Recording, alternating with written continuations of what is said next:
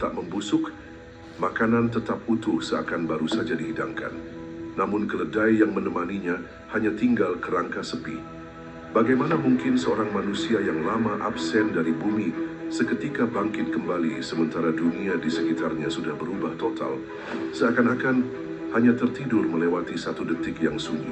Kisah Nabi Uzair ini bukan sekadar mukjizat, tapi juga rahasia besar dalam Al-Quran. Tubuhnya seakan berhenti di satu dimensi, sementara waktu terus berputar di dimensi lain.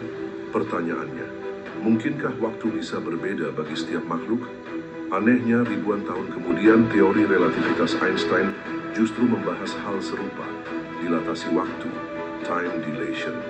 Sebuah titik temu antara wahyu dan sains yang bukan hanya mengguncang akal, tapi juga menembus kolbi. Inilah kisah Nabi Uzair, perjalanan spiritual yang membuka rahasia waktu. Simak kisah lengkapnya. Assalamualaikum warahmatullahi wabarakatuh. Bayangkan sebuah kota yang dulunya penuh kehidupan, kini hancur, sunyi dan ditinggalkan. Dinding-dindingnya runtuh, jalanan kosong, dan kehidupan seakan telah sirna. Al-Quran mengabadikan momen tersebut dalam surah Al-Baqarah ayat 259. Atau apakah kamu tidak memperhatikan orang yang melalui suatu negeri yang temboknya telah roboh menutupi atapnya? Dia berkata, bagaimana Allah menghidupkan kembali negeri ini setelah hancur? Dalam tafsir Ibnu Katsir dan At-Tabari, disebutkan bahwa hamba yang dimaksud adalah Ezra dalam tradisi Yahudi, atau dikenal dengan nama Uzair alaihi salam, seorang nabi dari kalangan Bani Israel. Namun sebagian mufassir yang lainnya menganggap Uzair hanyalah hamba yang saleh. Di titik ini penting untuk memahami satu hal.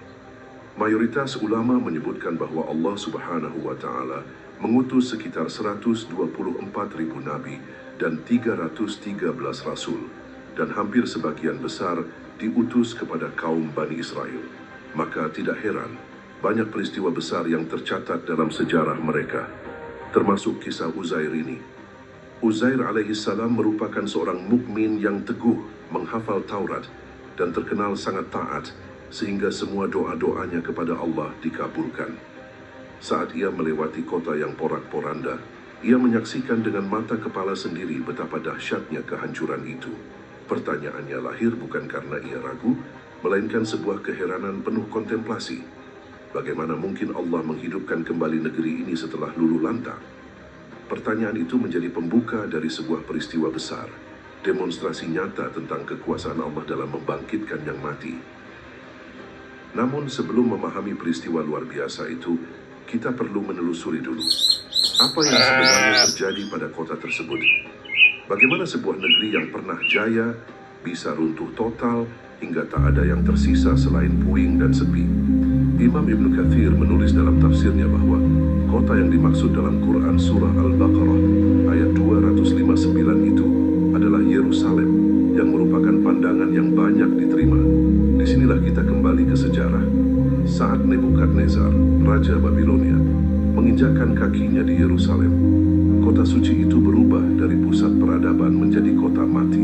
Sekitar tahun 587 sebelum Masehi, kerajaan besar Neo Babilonia di bawah Raja Nebukadnezar II menoleh ke Yerusalem kuno, kota suci nan megah yang pernah menjadi pusat peradaban, pusat spiritual, dan rumah bagi Bani Israel pada masa itu. Bangunan suci Haikal Sulaiman yang dibangun oleh Nabi Sulaiman alaihissalam menjulang megah, pasar ramai, doa dan nyanyian para pemeluk Allah memenuhi udara. Setiap jalan, setiap sudut kota memancarkan kehidupan dan harapan, sehingga menjadi target empuk untuk lokasi penaklukan bagi Raja Babilonia. Semua itu berubah dalam sekejap. Pasukan Nebukadnezar menghancurkan tembok-tembok kokoh, membumi hanguskan bangunan Haikal Sulaiman, dan membakar banyak bagian dari kitab Taurat. Penduduk yang selamat dijadikan tawanan, diangkut ke Babilonia. Kota yang dulu megah dan berdenyut penuh doa dan kehidupan, kini hanya menyisakan puing debu dan kesunyian yang mencekam. Jalanan yang dulu ramai pedagang, kini hampa. Altar dan rumah ibadah yang dulu memancarkan cahaya keimanan, kini rata dengan tanah. Semua simbol kejayaan manusia yang dibangun dengan ketekunan dan iman sirna dalam sekejap. Sejarah mencatat kehancuran Yerusalem bukan sekadar bencana fisik, tetapi juga ujian bagi iman.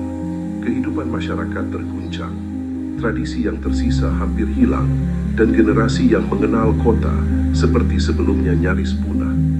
Peristiwa ini adalah mukjizat sejarah yang nyata, sekaligus pelajaran bagi generasi mendatang, betapa kekuasaan Allah mengatur naik turun kehidupan dan sejarah umat manusia.